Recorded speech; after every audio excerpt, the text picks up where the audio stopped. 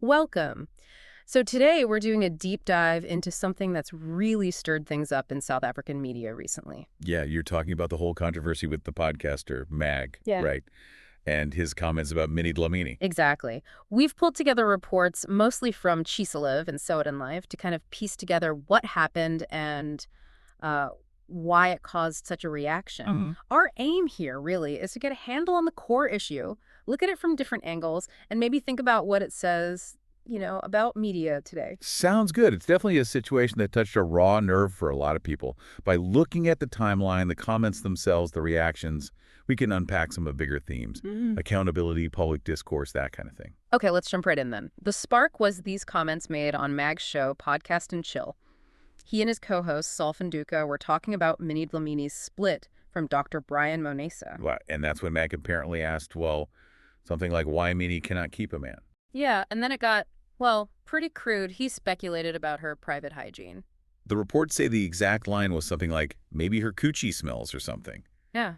And, well, using language like that, so direct and sexualized, especially about someone publicly. It's just designed to humiliate, isn't it? Pretty much. And that's clearly why the backlash was so swift and so strong. Absolutely. Minnie Dlamini herself, her initial response online was really short, but wow, it said a lot. Just respectfully. WTF. That kind of captured the feeling, didn't it? The sheer disbelief and, well, offense. Totally. It kind of set the tone. And it sort of opened the floodgates for others to weigh in, which they definitely did. Oh, for sure. Dr. Monesa, her ex-partner they were discussing, he came out swinging, didn't hold back at all. What did he say exactly? I saw he called them cowards. Yeah, called them cowards and basically accused them of having a problem with successful women. He really stressed his respect for women like Minnie, hardworking, maintaining their integrity. That's significant. Coming from him, it shifts it away from just being like abstract media commentary. It underscores the personal impact. Right. He was defending her character directly against those kinds of slurs. Yeah, challenging the idea that this was just, edgy podcast banter or something. And then you had Penny LeBihan weighing in too, and she was equally forceful, maybe even more so. What was her take? I know she's often vocal on these things. She flat out called Magora disgusting and misogynistic. Said his whole platform seems built on these vile attacks, particularly against Black women just trying to do their jobs. Wow, vile attacks. That's strong. Yeah. She even suggested it comes from some kind of obsession, like an attempt to tear Minnie Dlamini down specifically. So she sees it as a pattern, not just a one-off slip-up. Seems that way. Like it's part of the brand almost, which is a pretty serious charge. And it wasn't just individuals. Moja Love, the TV channel, they actually put out an official statement. Right. That was interesting. A broadcaster commenting on a podcast. What did they focus on? They condemned the language, Yep. calling it a damaging reinforcement of gender-based disrespect. Said it has no place in society and media. Full stop. Okay, so they're drawing a line in the sand there. Yeah, and they talked about their own commitment to being respectful and how media has a responsibility, in shaping how people think and talk. That's a key point, the responsibility of platforms with huge reach. Which leads nicely into the next bit, the reaction from the public, especially online. Ah, yes, the calls to cancel the podcast. Exactly. It started almost immediately on social media.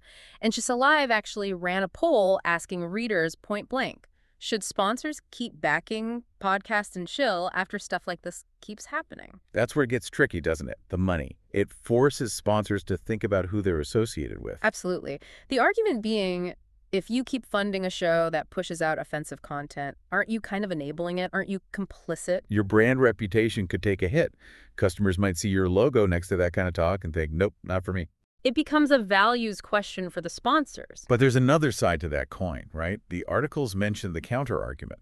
Yeah, the idea that the podcast is, quote, raw, authentic African voices and trying to shut it down is basically censorship, silencing views you don't like. So it plugs into that whole debate. Free speech versus responsible broadcasting. Where's the line? Can content be both raw and, well, not deeply offensive or harmful? It's a constant tension, and it's probably worth remembering, like the articles point out, this isn't MacG's first rodeo when it comes to controversy. You mean the other incidents? Yeah, specifically that R13 million lawsuit back in October 2024. That was over comments about the singer and Nkosazana daughter, right? And her child's paternity involving Master KG and Sir Trill. Right, I remember that. He did apologize then, didn't he? Though he sort of stood by his source regarding Sir Trill allegedly not supporting the child. He did apologize, yes. But the pattern, that's what people point to. The article has also mentioned other women, like Amanda DuPont, who've apparently been targeted with derogatory comments on the show before. So the history definitely adds weight to the current criticism. It makes it harder to dismiss this mini-Dlamini thing as just an isolated mistake. Exactly. It paints a broader picture. Which brings us to, well, the bigger picture. Yeah, beyond this specific incident, what does it tell us? Well, it feels like a very public example of the ongoing struggle with misogyny, Yeah, in media, but also just in society generally. definitely. And it highlights that clash between wanting maybe unfiltered real talk and the need for some level of responsibility when you have a microphone and a massive audience. The power these platforms hold, it's immense. They really can shape conversations and attitudes. So accountability becomes a huge factor. Precisely. Who holds them accountable? The audience, sponsors, regulators. It's complicated. And it's interesting, you mentioned Moja Love condemning MacG. They've actually defended some of their own controversial content before, haven't they? Like that show, Eisenkane Lingain. Ah, that's a good point. Their argument there, I believe, was that the show, while maybe uncomfortable, was intended to spark necessary conversations about things like gender-based violence, underage marriage, those sorts of tough issues. So they seem to be drawing a line between content that aims to provoke discussion, even if it's difficult, and content that's just, well, seen as derogatory or harmful without a clear social purpose. It looks that way. Whether everyone agrees with that distinction is another question, of course, but it shows the complexity in judging media content, intent versus impact. Okay, so wrapping this up, let's try and pull the main threads together. Mig makes these really derogatory comments about Minnie Dlamini. Yep. Sparks immediate and widespread outrage from Minnie herself, Dr. Manesa, Penny LeBihan.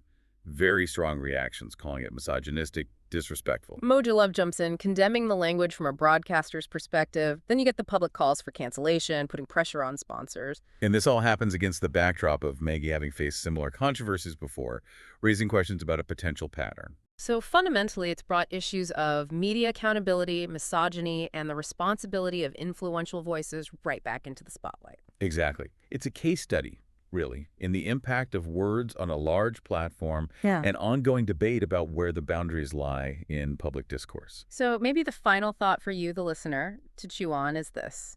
Considering how much influence these media figures and platforms actually have, what is the real extent of their responsibility for the language they use, the messages they push out? And following on from that, how should we as the audience and how should sponsors react when content feels like it's crossed a line, when it seems genuinely offensive or harmful? Where does that responsibility fall? Definitely food for thought. Thanks for joining us for this deep dive.